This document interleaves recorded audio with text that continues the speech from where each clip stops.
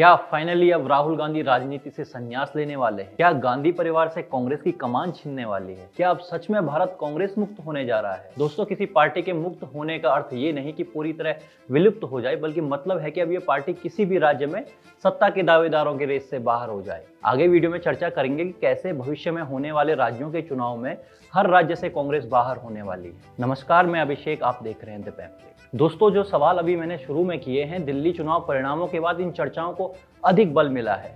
कांग्रेस का हारना वैसे तो अब दिन और रात होने की तरह एक सामान्य घटना बन चुकी है, लेकिन दिल्ली में जीरो की डबल हैट्रिक हुई है। 3 बार लोकसभा और 3 बार विधानसभा चुनाव। कांग्रेस के नेता पिछले जीरो से इस जीरो को कितना ही अलग बता दें, लेकिन सच्चाई ये है कि कांग्रेस का कंपटीशन अब क्षेत्रीय दलों से रह गया है। सन 2014 के लोकसभा चुनाव दिल्ली की जनता ने कांग्रेस को कितनी सीटें दी?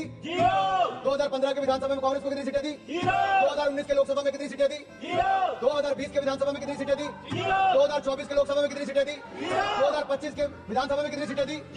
अगर ये जीरो का रिकॉर्ड बनाने का काम किसी ने किया है तो राहुल जी के नेतृत्व में कांग्रेस पार्टी ने किया है।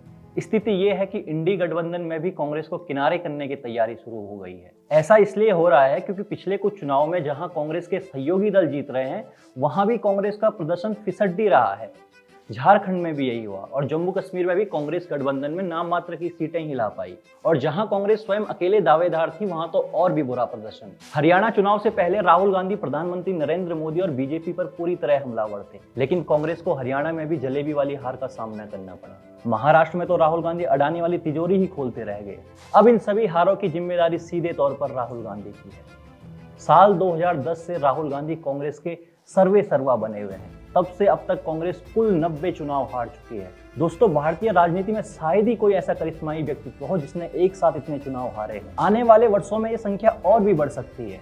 कैसे बढ़ेगी आपको बताते हैं। वैसे तो राजनीति में भविष्यवाणी नहीं करनी चाहिए, लेकिन एक अनुमान आधारित एनालिसिस जरूर कर सकते हैं। इस साल बिहार के चुनाव होने वाले हैं। लोकसभा चुनाव में कांग्रेस की परफॉर्मेंस देखते हुए और मजबूत एनडीए गठबंधन देखते हुए कहीं से नहीं लगता कि बिहार में कांग्रेस सत्ता में लौट पाएगी।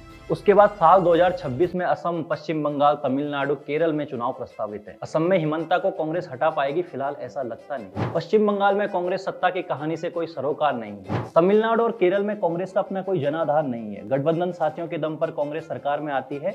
तमिलनाडु में कांग्रेस और उसका साथी डीएमके वापसी करेगा, ऐसा लगता नहीं। साल 2027 के चुनाव की बात कर लेते हैं। गोवा में कांग्रेस साफ, अपना राज्य उत्तराखंड जहां कांग्रेस के पास एक नेता तक नहीं बचा हुआ है, उत्तर प्रदेश और गुजरात जहां आप कांग्रेस का हाल जानते ही हैं, हिमाचल प्रदेश जहां कांग्रेस की सरकार है, लेकिन कांग्रेस बचा हुआ कार्यकाल भी पूरा कर दे तो वही बड़ी बात है। अब बचा पंजाब। सभी राज्यों में सिर्फ पंजाब में ही कांग्रेस दावेदार नजर आती है। लेकिन गौर करने वाली बात यह है कि अब कांग्रेस अपनी हार के लिए एक नए निष्कर्ष पर पहुंची है, जहां उसका कहना है कि बीजेपी के पास आरएसएस है और हमारे पास संगठन ही नहीं है। अच्छा, 60 साल तक राज करने के लिए संगठन नहीं था, या आरएसएस कोई 2014 में बना हुआ संगठन है? दोस्तों, कांग्रेस जब चुनाव लड़ती है तो कहती है कि हम चुनाव जीत रहे हैं, और जैसे ही हारने लगती है बहाना एकदम तैयार, हमारे पास तो संगठन का स्ट्रक्चर ही नहीं है।